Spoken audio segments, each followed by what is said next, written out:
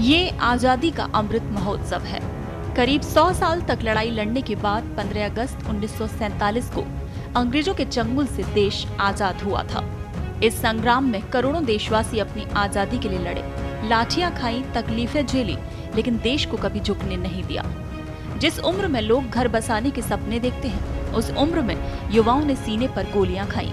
कईयों ने खुशी खुशी देश के नाम अपने पूरे जीवन को कुर्बान कर दिया। तो आज हम ऐसे ही 5 युवा स्वतंत्रता सेनानियों की कहानी आपको बताएंगे, जिन्होंने बहुत कम उम्र में देश के लिए अपनी जान कुर्बान की है। सबसे पहले बात मंगल पांडे।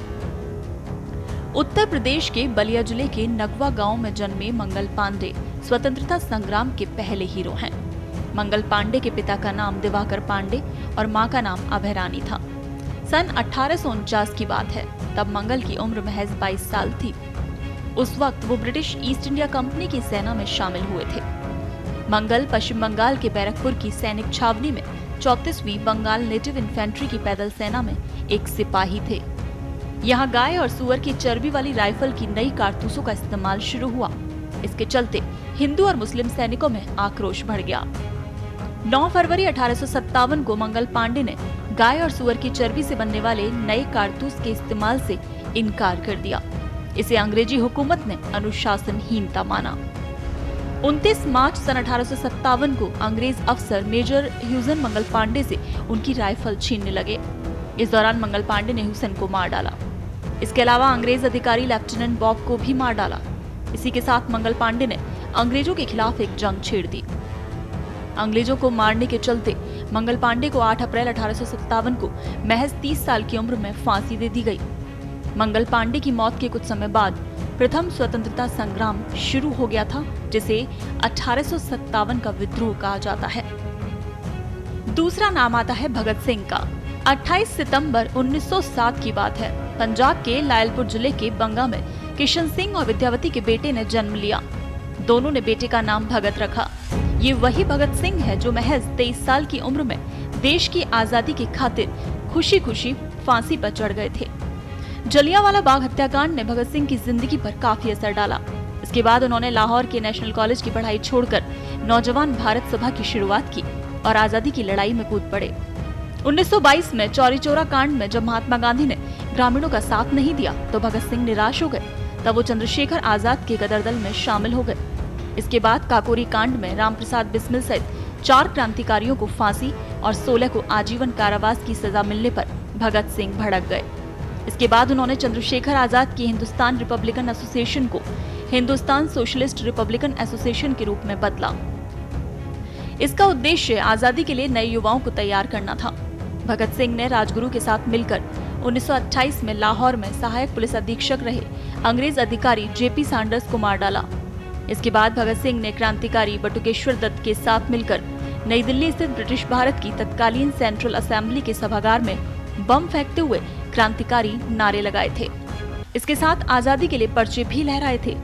इसे अंजाम देने के बाद भगत सिंह भागे नहीं, बल्कि उन्होंने गिरफ्तारी दी।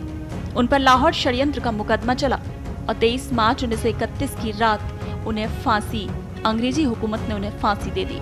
उस वक्त उनकी उम्र केवल 23 साल थी।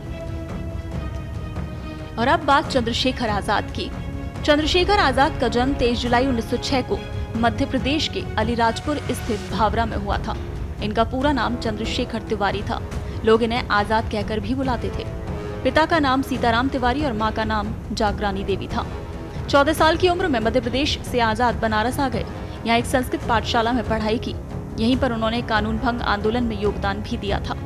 1920-21 में आजाद गांधी जी के असहयोग आंदोलन से जुड़े।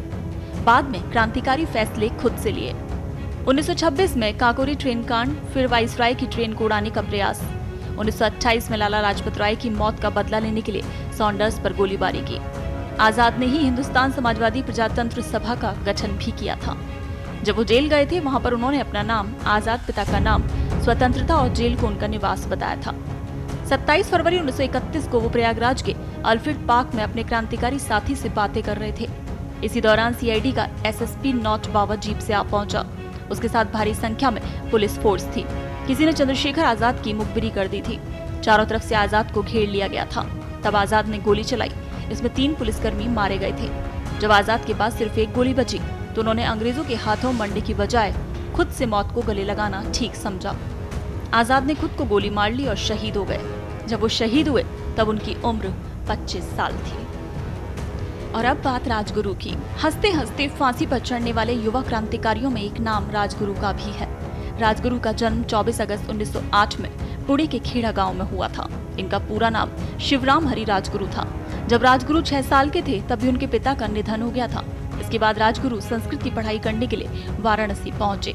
यहाँ वो चंद्रशेखर आजाद के हिंदुस्तान सोशलिस्ट रिपब्लिकन एसोसिएशन से जुड़ गए। अंग्रेज अफसर सॉन्डर्स की हत्या में राजगुरु भी शामिल थे। असेंबली में बम ब्लास्ट करने में भी राजगुरु ने हिस्सा लिया। 23 मार्च 1931 को 23 साल की उम्र में राजगुरु को भी भगत सिंह और सुखदेव के साथ फांसी दे दी गई। 5वां नंबर है सुखदेव का।